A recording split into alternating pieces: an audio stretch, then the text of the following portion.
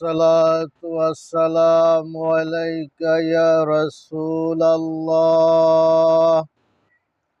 الصلاة والسلام عليك يا حبيب الله.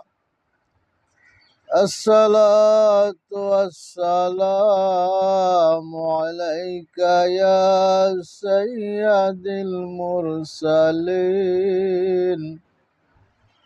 الصلاة والسلام عليك يا رحمة للعالمين. الحمد لله الحمد لله نحمده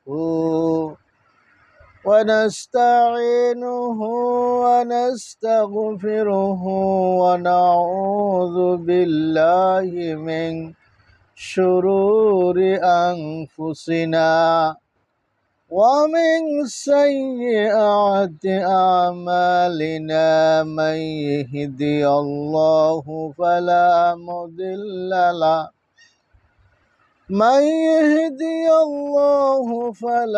مضل له ومن يضلله فلا هادي له. ونشهد أن لا إله إلا الله وأن محمدا عبده ورسوله. يا أيها الذين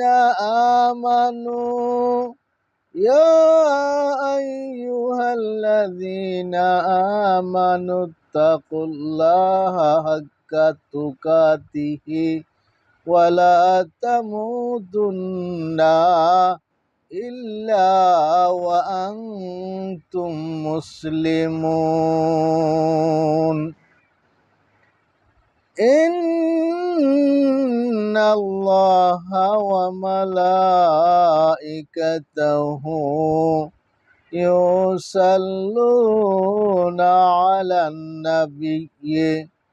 يا أيها الذين آمنوا صلوا عليه وسلموا تسليما. اللهم صل على سيدنا محمد. اللهم صل على سيدنا محمد نبينا شفيعنا مولانا محمد. اللهم صل على سيدنا محمد نبينا شفيعنا مولانا মুহাম্মদ।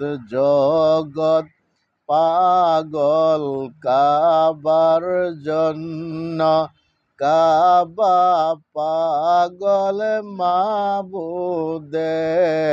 জগৎ পাগল কাবার জন্য, কাবা পাগল মাবুদের।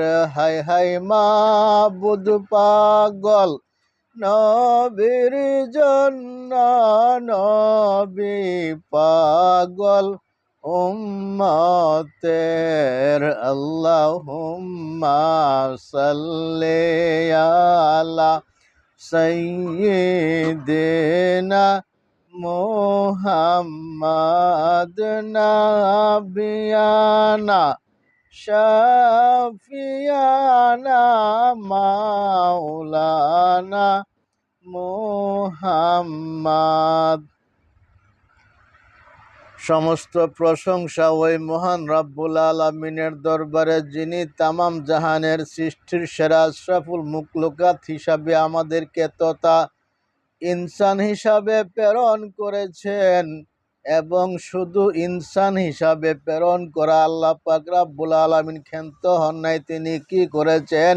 আমাদেরকে আখিরি যমুনার নবী মুহাম্মদুর রাসূলুল্লাহ সাল্লাল্লাহু আলাইহি ওয়াসাল্লামের উম্মত হিসাবে আল্লাহ কবুল করেছেন।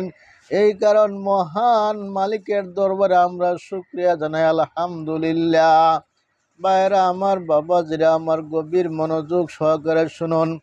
আমি কিছুক্ষণ আগে একটা ছোট্ট কুরআনের ছোট্ট একটা আয়াত তেলাওয়াত করেছি। যে আয়াত কানা আমি তেলাওয়াত করেছি তাহার উপরে 2-4টা কথা বলার চেষ্টা করব। যদি আল্লাহ পাক রব্বুল আলামিন আমাকে তৌফিক দেয় তাইলে আমি আপনাদেরকে ক্লিয়ার করে দেওয়ার চেষ্টা করব। ইয়া আইয়ুহাল্লাযীনা আমানুত্তাকুল্লাহা হাক্কা তুকাতিহি ওয়া লা তামুতুন্না ইল্লা ওয়া আনতুম মুসলিমুন।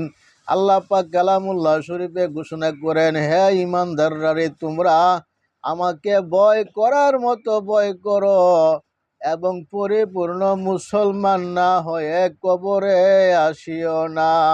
বাইরা আমার, আল্লাহ পাককে ভয় করতে হবে, ভয় করার মতো ভয় করতে হবে এবং মুসলমান হইতে কি লাগে সেটাও জানতে হবে। মুসলমান হইতে তো আপনাকে সর্বপ্রথম কালিমা পাঠ করে আপনি ইমানদার হইতে হবে। ইমানদার হওয়ার পরে আপনার পাঁচটা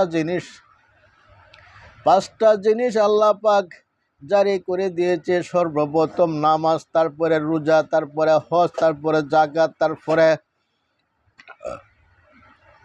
আরো আছে অনেক কিছু আছে মাওলা পাক রব্বুল আলামিন। তারপরে দান আছে, দানের কথা কোরআনের মধ্যে উল্লেখ আছে। আয় রব্বুল আলামিন, আমাদেরকে আপনি যে হুকুমগুলি দিয়েছেন সেই হুকুমগুলি পালন করার মতো আমাদেরকে তৌফিক দেন। বাইরা আমার, সর্বপ্রথম আল্লাহ পাক রব্বুল আলামিন নামাজ আমাদের উপর ফরজ করে দিয়েছেন। 5 ওয়াক্ত নামাজ সঠিক মতো আদায় করার মতো তৌফিক আল্লাহ আমাদেরকে দিক। আল্লাহ পাক রব্বুল আলামিন কালামুল্লাহ শরীফে ঘোষণা করেছেন, আকিমুস সলাতা ওয়া আতুজ যাকাতা, তোমরা নামাজকে কায়েম করো এবং যাকাত প্রদান করো। কারণ নামাজকে কায়েম শুধু 5 ওয়াক্ত নামাজ পড়লেই কায়েম হবে না, নামাজ 5 ওয়াক্ত পড়তে হবে এবং আপনার প্রত্যেকটা লোকের সংসারে একবারে যা আছে ছোট বড় সবাইকে নামাজ পড়াইতে হবে। নামাজ পড়াইয়া তাদেরকে নামাজি বানাইতে হবে। নামাজি বানাইতে পারলে তাইলে আপনি নামাজ কায়েম করা হবে। আর শুধু নিজে পড়লেই যে কায়েম হবে তা না, নিজেও পড়তে হবে, সংসারের সবাইকে পড়াইতে হবে। এমনকি আল্লাহ পাক রব্বুল আলামিন নামাজের জন্য কঠিন হুঁশিয়ারি দিয়েছে গো।